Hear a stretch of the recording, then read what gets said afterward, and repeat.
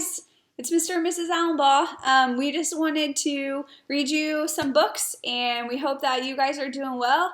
And we want you to reach out to us if you have any questions or just want to say hi. But we thought this would be a fun way to get to read to you guys. So I'm going to start first. I'm going to read The Fantastic Flying Books of Mr. Morris Lessmore.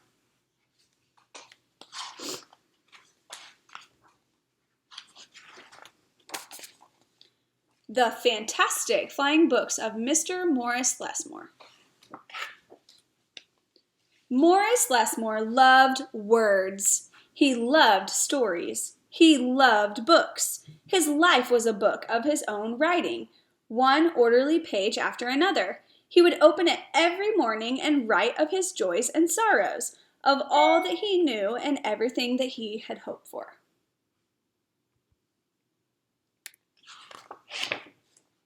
But every story has its upsets. One day, the sky darkened. The winds blew and blew.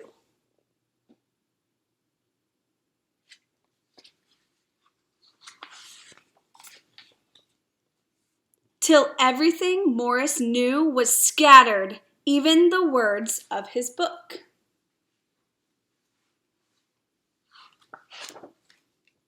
He didn't know what to do or which way to go, so he began to wander and wander. Then a happy bit of happenstance came his way. Rather than looking down as had become his habit, Morris Lessmore looked up. Drifting through the sky above him, Morris saw a lovely lady. She was being pulled along by a festive squadron of flying books. Morris wondered if his book could fly, but it couldn't. It would only fall to the ground with a depressing thud. The flying lady knew Morris simply needed a good story, so she sent him her favorite. The book was an amiable fellow and urged Morris to follow him.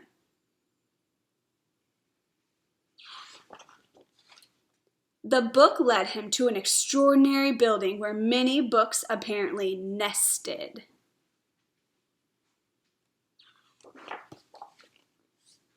Morris slowly walked inside and discovered the most mysterious and inviting room he had ever seen.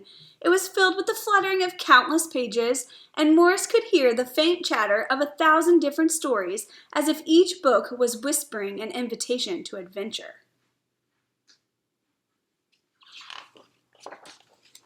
Then his new friend flew up to him and landed on his arm. It held itself open as if hoping to be read. The room rustled to life, and so Morris's life among the books began.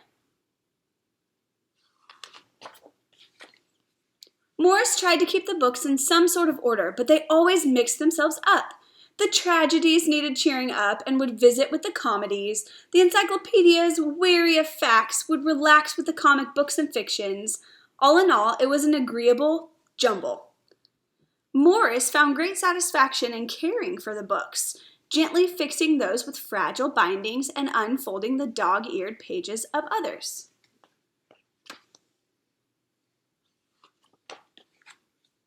Sometimes Morris would become lost in a book and scarcely emerge for days.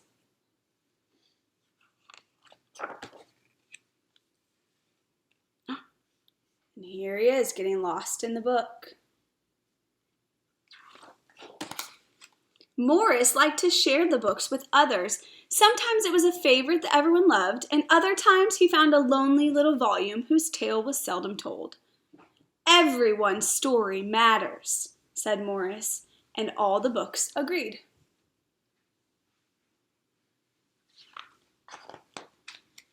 At night, after all the stories that needed telling had been told and everyone had settled down to their proper places on the shelves, the great big dictionary would get in the last word. It was then that Morris Lessmore would once again write in his own book. He wrote of his joys and sorrows, of all that he knew and everything that he hoped for. Everyone else is sleeping. All the books. The days passed, so did the months. And then years and years. And Morris Lessmore became stooped and crinkly. But the books never changed. Their stories stayed the same. Now his old friends took care of him the way he had once cared for them, and they read themselves to him each night.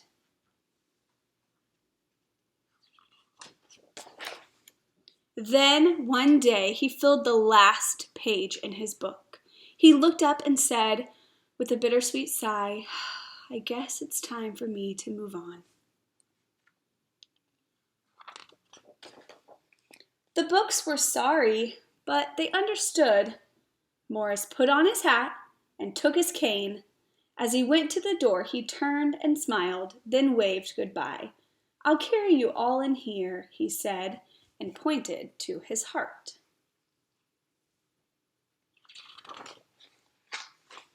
The books waved their pages, and Morris Lessmore flew away. And as he flew, he changed back to the way he'd been that long ago day when they'd all first met.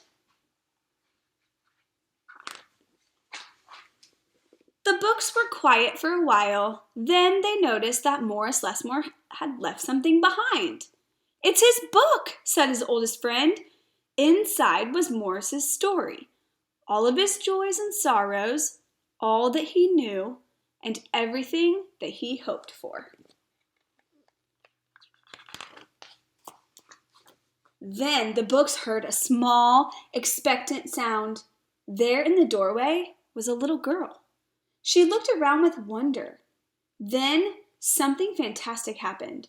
Morris Lessmore's book flew up to her and opened its pages.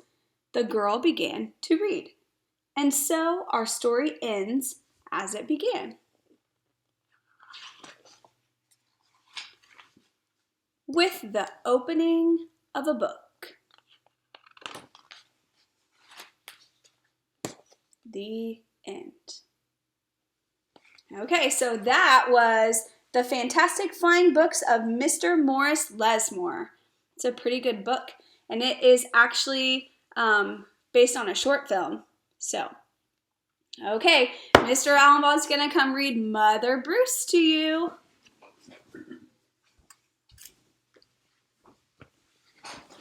Hi, guys.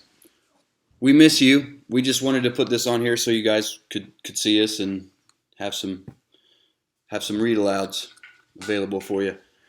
I'm going to read Mother Bruce, Ryan T. Higgins.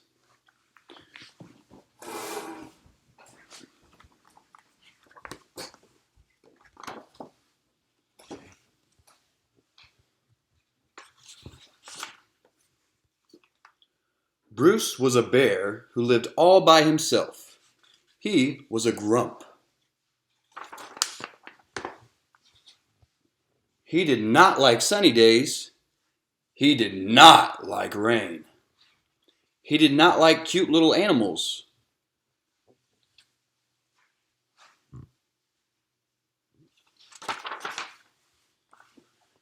Bruce only liked one thing: eggs. He collected them from all over the forest. Good morning, Mrs. Sparrow. But Bruce didn't eat eggs raw like other bears. Instead, he cooked them into fancy recipes that he found on the internet.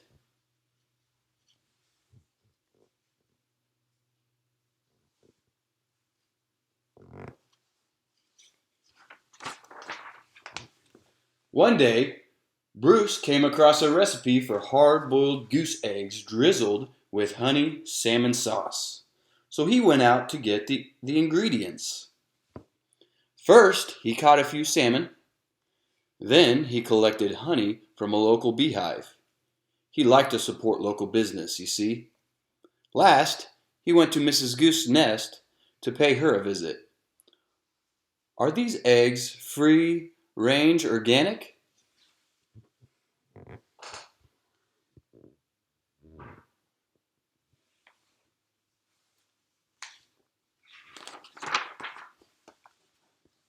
At home, Bruce prepared the eggs for hard boiling, but the fire in his stove fizzled, so he went out to get more wood.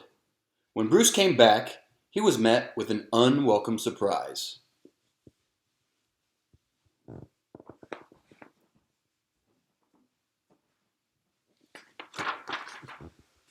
Mama! Bruce became the victim of mistaken identity.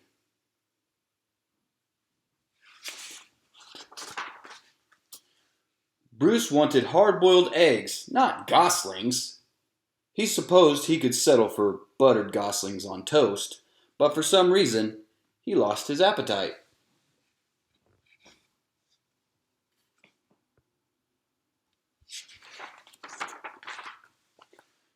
Bruce scooped up the little geese and stomped back to their nest, only to find Mrs. Goose had flown south early. I will have to ask Mrs. Goose about her return policy. Be back in April, Mrs. Goose. Bruce left the goslings there anyway and went back home.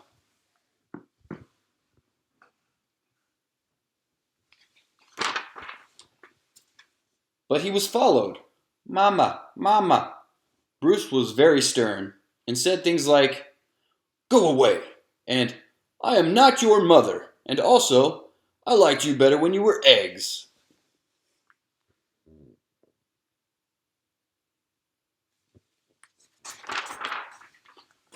Bruce could take it no longer and became extra grumpy with them. Roar!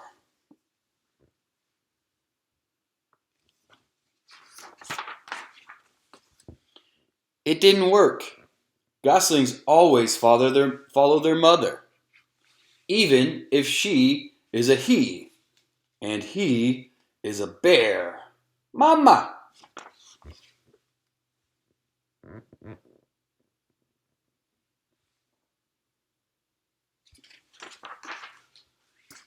Bruce was stuck with them. He tried to make the best of it.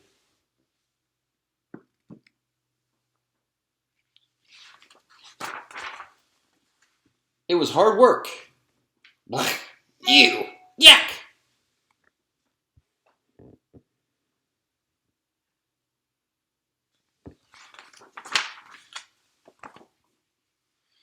As the seasons passed, Bruce watched the pesky goslings grow older. Annoying baby geese, stubborn teenage geese, boring adult geese. Then one fall afternoon, he saw other goose families flying south. Finally, he'd be rid of those geese and he could take a long winter nap.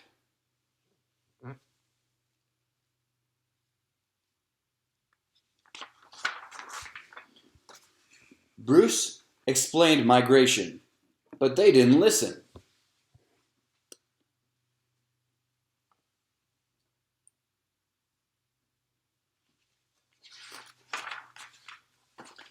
Bruce needed the geese to leave, so he got creative.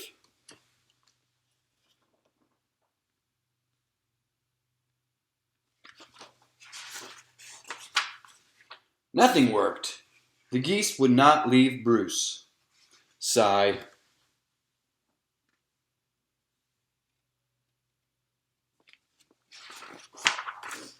So Bruce decided to pack some bags and take his geese into town. They boarded a bus.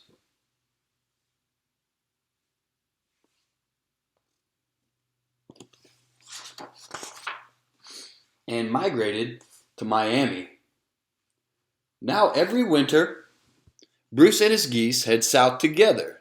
They laze about at the beach in tacky shirts, sipping ice-cold lemonade, while Bruce dreams of new recipes. Recipes that don't hatch.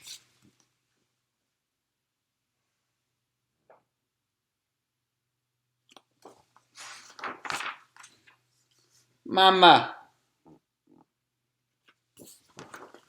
And that was Mother Bruce by Ryan T. Higgins. Thank you, guys.